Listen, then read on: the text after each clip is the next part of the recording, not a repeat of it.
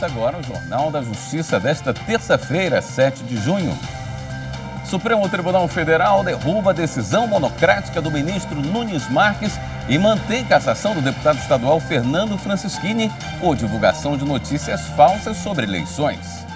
Esse é um dos destaques da edição de hoje e você vai ver também. Ministro Dias Toffoli decide que medida provisória que restringe o uso de crédito de contribuições sobre combustíveis só vale após 90 dias da publicação. Primeira turma do STF começa a analisar a ação da Companhia Energética de Minas Gerais contra a decisão que a condenou a indenizar funcionário terceirizado. E ainda, Conselho Nacional de Justiça lança cartilha para esclarecer noivos sobre os deveres do casamento civil.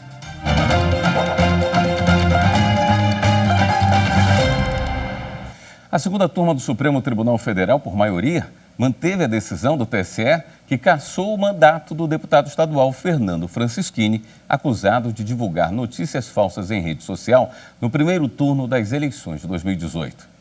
O caso chegou à segunda turma porque o ministro Nunes Marques submeteu a referendo a liminar dada por ele, que suspendeu a cassação do deputado estadual Fernando Francischini, do União Brasil do Paraná. Em 2021, Fernando Francischini foi condenado por 6 votos a 1 pelo Tribunal Superior Eleitoral por divulgar notícias falsas durante uma live em rede social no primeiro turno das eleições de 2018. Antes do julgamento na segunda turma, o presidente do STF, ministro Luiz Fux, havia convocado sessão extra no plenário virtual para julgar um outro processo sobre o mesmo tema, o mandado de segurança proposto pelo suplente do deputado Fernando Francischini, para que a decisão do TSE volte a valer e o mandato permaneça cassado. O julgamento no plenário virtual foi suspenso após pedido de vista do ministro André Mendonça. A relatora, ministra Carmen Lúcia, já havia votado de forma contrária a Nunes Marques. Os ministros Edson Fachin e Alexandre de Moraes acompanharam a relatora. Na segunda turma, o ministro Nunes Marques confirmou a decisão liminar, afirmando que a mudança do entendimento do TSE sobre os votos do candidato, que teve o mandato cassado por decisão tomada após as eleições, não poderia retroagir para as eleições de 2018. Para Marques, a aplicação retroativa fere as garantias fundamentais relativas à proteção da confiança do jurisdicionado e à segurança jurídica do processo eleitoral. Verifica-se a inexistência de norma anterior às eleições de 2018 que orientasse a atuação da Justiça Eleitoral em relação à nulidade dos votos conferidos a candidato que viesse a ter o registro cassado por decisão publicada anteriormente no pleito. Por outro lado, nessa hipótese, havia norma expressa a revelar padrão a ser seguido naquelas eleições, no sentido do aproveitamento dos votos em favor da legenda. Trata-se de inequívoco marco normativo que não só estabelecia as regras do jogo, como também garantia a cidadãos, candidatos, partidos e coligações a ciência do que esperar quanto à contabilização dos votos. Desse modo, a aplicação retroativa fere de morte as garantias fundamentais relativas à proteção da confiança do jurisdicionado e à segurança jurídica do processo eleitoral. O voto do relator foi acompanhado pelo ministro André Mendonça. A divergência foi aberta pelo ministro Edson Fachin, que destacou que não existe direito fundamental em atacar a democracia a pretexto de se exercer qualquer liberdade. Não há direito fundamental para a propagação de discurso contrário à democracia. O silêncio desse Supremo Tribunal Federal diante de tal prática, em meu modo de ver, configuraria em grave omissão inconstitucional e em descumprimento de suas nobres atribuições. A existência de um debate livre e robusto de ideias, ainda que muitas vezes intenso e tenso, não compreende o salvo-conduto para agir, falar ou escrever afirmações notoriamente, sabidamente falsas ou sabidamente sem fundamentos que só visam tumultuar o processo eleitoral. Assim, às vezes é necessário repetir o óbvio. Não existe direito fundamental em atacar a democracia a pretexto de se exercer qualquer liberdade, especialmente a liberdade de expressão. A divergência foi acompanhada pelo ministro Ricardo Lewandowski e formou maioria com o voto do ministro Gilmar Mendes, que também discordou do relator. A segunda turma, então, manteve a decisão do TSE, que cassou o mandato do deputado estadual Fernando Francischini. Já a primeira turma do STF começou a analisar uma ação apresentada pela Companhia Energética de Minas Gerais, a CEMIG, contra a decisão da Justiça do Trabalho, que condenou a empresa a indenizar um funcionário terceirizado. O tema traz à tona o debate. Até que ponto empresas estatais que contratam terceirizadas para execução de serviços devem ou não ser responsabilizadas por dívidas trabalhistas. O caso em questão vem de Minas Gerais. A CEMIG, Companhia Energética Mineira, questiona a decisão do Tribunal Regional do Trabalho da Terceira Região. Para o Tribunal Mineiro, a empresa deve pagar os débitos trabalhistas de um funcionário da prestadora de serviço Celt Engenharia Limitada, contratada da CEMIG. O relator, ministro Dias Toffoli, votou contra a reclamação da Companhia Mineira. Justificou que nas hipóteses de sociedade de economia mista, sujeita a direito privado, exploradora de atividades econômicas, as empresas estão no mercado, sujeitas a todas as normas da concorrência. Neguei seguimento à reclamação da CEMIG por atuar ela em Bolsa de Valores, por atuar ela em sistema concorrencial e, portanto, eu entendo inaplicável a essas situações de empresas públicas que estão no mercado a possibilidade de fazerem uso da ADPF 16 ou do tema 246 para se furtarem a subsidiariamente arcar com a inadimplência das empresas por elas contratadas. É como voto, senhora presidente. Nego provimento ao agravo. O ministro Alexandre de Moraes também julgou improcedente a ação e observou o que considera um fato grave no caso, o desvio de função do trabalhador. Há um fato muito grave, eu diria, porque a contratação é de motociclista de serviço comercial, mas o exercício das funções é de eletricista. Ou seja, houve uma terceirização na contratação para motociclista de serviço comercial, mas, na verdade, as funções exercidas eram de eletricista. Então, aqui há essa ausência, diríamos, de idoneidade na contratação, descumprimento, a comprovação de descumprimento das normas trabalhistas, porque se contratou por uma função e passou a exercer a outra. Diante desse fato, desvio da atividade fim, os ministros Luiz Roberto Barroso e Carmen Lúcia decidiram reanalisar o caso e o julgamento foi suspenso. A ministra Rosa Weber sinalizou que acompanha o entendimento do relator, mas preferiu aguardar o voto dos demais ministros. O ministro Dias Toffoli do Supremo determinou que a medida provisória que restringe o uso de créditos de contribuições sociais a produtores e revendedores de combustíveis somente produz efeitos após 90 dias de sua publicação. O ministro acolheu parcialmente o pedido de liminar em ação ajuizada pela Confederação Nacional do Transporte. A CNT alega que a medida, ao alterar a lei que zerou a alíquota das contribuições até o fim do ano, retirou das empresas o direito de manter os créditos decorrentes das operações com isenção fiscal. Segundo Toffoli, a medida provisória resultou em aumento indireto das contribuições e, portanto, deve respeitar a regra da anterioridade nonagesimal. E o Supremo Tribunal Federal deu prazo de 12 meses para que o Congresso Nacional edite lei complementar com normas gerais definidoras do Imposto sobre Transmissão, Causa-Mortes e Doação, nas doações e nas heranças instituídas no exterior. Por unanimidade, o plenário declarou que há omissão legislativa na regulamentação do artigo 155 da Constituição Federal, referente às regras para que os estados e o Distrito Federal possam instituir a cobrança do imposto quando o doador tiver domicílio ou residência no exterior, ou se a pessoa falecida possuir bens, tiver sido residente ou domiciliada, ou tiver seu inventário processado no exterior. A seguir, para a Justiça Federal, seguro-desemprego não compõe a renda familiar. A gente mostra já já. Nós, advogados, temos uma missão em comum com o jornalismo da TV Justiça, que é justamente levar o conhecimento jurídico para toda a população brasileira, pautado pelos princípios da clareza e também o princípio da acessibilidade à justiça.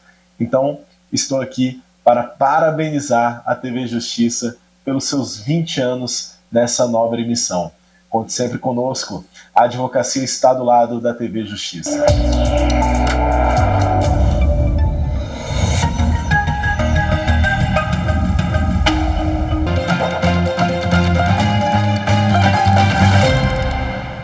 O Tribunal Regional Federal da Primeira Região decidiu que o seguro-desemprego não compõe a renda familiar.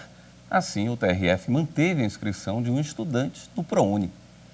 O seguro-desemprego recebido por um companheiro não deve ser considerado no cálculo de renda para ingresso no ProUni. Esse foi o entendimento da 6ª turma do TRF1 ao manter a inscrição de uma estudante no programa Universidade para Todos. A inscrição foi negada pela universidade porque a renda familiar da estudante teria excedido o limite de um salário mínimo e meio, e ela só conseguiu permanecer no ProUni graças a uma decisão de primeira instância. A universidade não chegou a recorrer, mas o processo chegou ao tribunal para ser reexaminado. No TRF1, o desembargador federal João Batista Moreira entendeu que a estudante comprovou que a superação do limite da renda ocorreu porque foram incluídos no cálculo valores indevidos. É o caso do recebimento de valores pela mãe, que não faz parte do seu grupo familiar, e do seguro-desemprego recebido pelo companheiro dela e que também não deve ser incluído na renda familiar.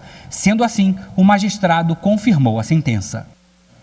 O Tribunal Superior do Trabalho rejeitou o recurso de uma consultora de vendas que pedia o reconhecimento do vínculo de emprego com a empresa TIM.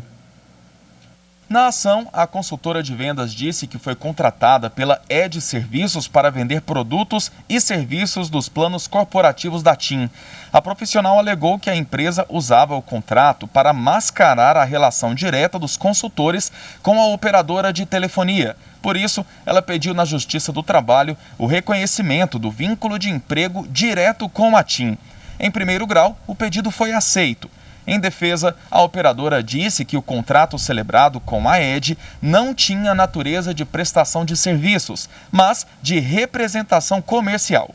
O Tribunal Regional do Trabalho da 20ª Região em Sergipe manteve o reconhecimento do vínculo de emprego diretamente com a TIM.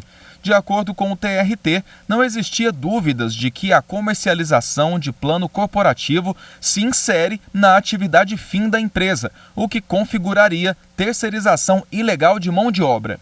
O caso chegou ao Tribunal Superior do Trabalho. A 8ª turma destacou que o reconhecimento do vínculo contrariava a jurisprudência do TST, que diferencia esse tipo de contrato da terceirização. O colegiado ainda considerou o entendimento do Supremo Tribunal Federal sobre a licitude da terceirização, independentemente do objeto social das empresas envolvidas. Na seção 1 de dissídios individuais, o relator foi o ministro Renato de Lacerda Paiva, que seguiu o entendimento da 8ª turma. Ele observou que a turma deu um novo enquadramento jurídico ao caso. O colegiado avaliou, entre outros pontos, que a exclusividade dos serviços, o pagamento de bonificações, o pós-venda, o treinamento dos funcionários e até ordens de serviço são elementos característicos da atividade de representação comercial, portanto, diferente do que rege o contrato de terceirização. Assim, a SDI 1 do TST seguiu o voto do relator para rejeitar o recurso da consultora de vendas. A decisão foi unânime. O Superior Tribunal de Justiça considerou que clínica de anestesiologia está fora do conceito de serviços hospitalares e não tem direito a benefício fiscal. A primeira turma manteve acórdão do Tribunal de Justiça do Rio Grande do Norte, que negou a uma clínica de anestesiologia o direito às bases de cálculo reduzidas do imposto de renda da pessoa jurídica e da contribuição social sobre o lucro líquido, sob o argumento de que ela não tinha os requisitos exigidos pela Lei 11.727 de 2008 para fazer jus ao benefício. A legislação prevê estar constituída como sociedade empresária e atender às normas normas da Agência Nacional de Vigilância Sanitária, a Anvisa. Na decisão recorrida, o Tribunal de Justiça do Rio Grande do Norte entendeu que a clínica não prestava serviço hospitalar, apenas fornecia mão de obra especializada em serviços de anestesiologia nos moldes de uma sociedade simples ou cooperada.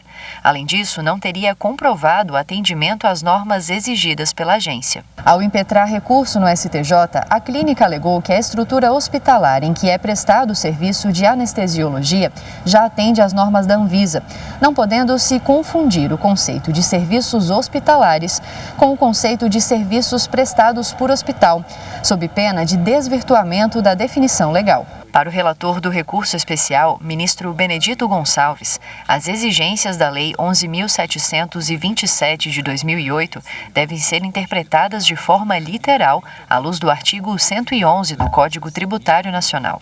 O relator explicou ainda que o argumento da defesa para enquadrar os serviços de anestesiologia na definição de serviços hospitalares não é válido, porque se baseou em uma legislação que não estava mais vigente à época do caso. Ao negar provimento ao recurso, o ministro Benedito Gonçalves esclareceu que chegar à conclusão diversa do que foi decidido nas instâncias anteriores esbarraria na súmula 7 e 83 do STJ. Veja a seguir, CNJ lança cartilha com informações sobre os deveres que envolvem o casamento civil. Voltamos em instantes. A TV Justiça completa 20 anos. São 20 anos garantindo acesso público ao dia a dia do Poder Judiciário e suas principais decisões. Isso é cidadania.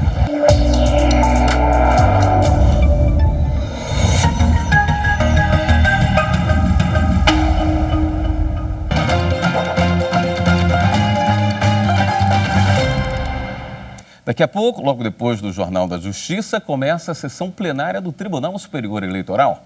Repórter Henrique Amaral tem os detalhes da pauta de julgamentos. O plenário deve julgar hoje o recurso de Adriana Bocardi Alegrete, prefeita da cidade de Ubirajara, em São Paulo, eleita em 2020. Ela é cunhada do ex-prefeito do município e assumiu a prefeitura em um período muito próximo das eleições de 2020. O Tribunal Regional Eleitoral de São Paulo entendeu que essa situação caracterizou o terceiro mandato seguido de um mesmo grupo familiar, o que gera a inelegibilidade reflexa de Adriana. Como diz o ditado, casar é fácil, o problema é manter o casamento. E até nessa questão, a Justiça dá uma ajuda aos casais que muitas vezes só descobrem que a união civil exige certos deveres e obrigações perante a lei muito tempo depois da lua de mel, quando começa a vida a dois. O Conselho Nacional de Justiça apresentou hoje um material educativo com informações sobre o casamento civil e os deveres resultantes dessa união. A Laudiceia e o Cláudio já marcaram a data do casamento para dezembro. Para ajudar nas despesas do grande dia, os dois vendem doces na rua. A dedicação tem sido grande, mas eles sabem que para a união continuar dando certo, é preciso mais do que isso. Eu acredito que tem que ter companheirismo, sim, e a família vem em primeiro lugar, né? Eu acredito que o respeito e a confiança são a base de um relacionamento construtivo, né? É justamente para pôr fim a essas dúvidas que o Conselho Nacional de Justiça lançou um material educativo com informações sobre o casamento civil e os deveres resultantes dessa união. A cartilha deve estar disponível nos cartórios de todo o país, conforme determina a Resolução 402 do CNJ. A apresentação do material educativo sobre os deveres da União Civil ocorreu em mais uma sessão ordinária do Conselho Nacional de Justiça. A criação do material reforça a Resolução 402 do CNJ, que estabeleceu que os cartórios devem disponibilizar material informativo aos que pretendem se casar. O material conta ainda com vídeos e um curso à distância que abordam os efeitos jurídicos do casamento e outras obrigações de cônjuges: fidelidade mútua, vida em comum, mútua assistência, sustento, guarda e educação dos filhos e respeito e consideração mútuos. De acordo com o CNJ, o material apenas informa aos pretendentes sobre as consequências e responsabilidades do casamento, mas não é requisito ou condição para o matrimônio. Também na sessão de hoje, o presidente do Supremo e do Conselho Nacional de Justiça, ministro Luiz Fux, lembrou o Dia Nacional da Liberdade de Imprensa e destacou a importância de uma imprensa livre na formação da cidadania. A imprensa profissional, como todos nós sabemos, cumpre no Brasil um papel relevantíssimo de fiscalização do poder público e principalmente dando luz aos fatos que envolvem o país. E o Brasil realmente precisa cada vez mais de imprensa livre para ajudar a formação da cidadania. A Constituição brasileira assegura a liberdade de imprensa. Um país melhor necessita sempre de uma imprensa livre. E como eu já disse recentemente, em um país em que não se vela pela imprensa livre, a democracia é uma mentira e a Constituição é apenas uma folha de papel. A gente mostra agora que o Poder Judiciário de Mato Grosso se uniu a outras instituições para ajudar quem está no sistema prisional do Estado e precisa de tratamento psiquiátrico. Mato Grosso possui hoje aproximadamente 15 mil pessoas cumprindo pena nas unidades prisionais do Estado. Quantos destes recuperandos possuem algum tipo de problema de saúde mental? Sinceramente, ninguém sabe, nem mesmo a Secretaria Estadual Adjunta de Administração Penitenciária. E é este o quadro que o GMF, o Grupo de Monitoramento e Fiscalização do Sistema Prisional e Socioeducativo do Poder Judiciário de Mato Grosso, quer mudar. E para isso, criou e instituiu um grupo de trabalho de saúde mental. Os membros deste GT tomaram posse no último dia 18 de maio, Dia Nacional de Luta Antimanicomial, em cerimônia realizada na sede da ESMAGES, a Escola Superior da Magistratura. A nossa intenção é trazer os nossos reeducandos com problemas mentais, infratores da lei, para dentro da rede de proteção do Estado, assistido por psiquiatras, por psicólogos, por assistentes sociais, e hoje eles estão cumprindo pena junto com os demais presos. Nós precisamos saber como que vai ser feito o acolhimento dessas pessoas. O problema de saúde mental dos pacientes mentais em conflito com a lei não é um problema a ser resolvido no sistema penitenciário. É um problema de saúde pública e assim deve ser resolvido. Então, nós, com essa visão, nós temos que ouvir os atores que participam dessa construção para que nós possamos dar o melhor encaminhamento necessário para esse problema. Com o Poder Judiciário, concordam outras partes componentes do sistema judiciário, o Ministério Público e a OAB de Mato Grosso. Nós precisamos equilibrar essa balança. Essas pessoas precisam de uma atenção especial e esse grupo de trabalho está sendo criado visa isso. Dar um pouco mais de carinho, um pouco mais de atenção para que seja aplicada a lei na sua plenitude. Esse grupo de trabalho é algo fantástico, inusitado, é algo que o sistema carcerário necessita urgentemente. Nós precisamos ter olhos para essas pessoas que passam por transtorno mental e que estão em conflito com a lei, para que elas recebam tratamento terapêutico. Falar de saúde mental no interior das unidades prisionais é uma questão de garantia de direitos básicos e humanos, claro, mas também e principalmente de saúde. Por isso, o GT tem participação robusta também de órgãos e entidades de classe da área da saúde, a começar pelo CRM, o Conselho Regional de Medicina, que destaca a importância de jogar luz a um tema que geralmente fica na obscuridade institucional e social. Porque a gente pode, sim, a partir desse momento, criar protocolos, criar meios de lidar com isso e criar um fluxo de atendimento e de acompanhamento, de assistência dentro do âmbito da saúde mental e, nesse caso, nos presídios. Esta edição do Jornal da Justiça fica por aqui. Uma boa noite para você. Até amanhã.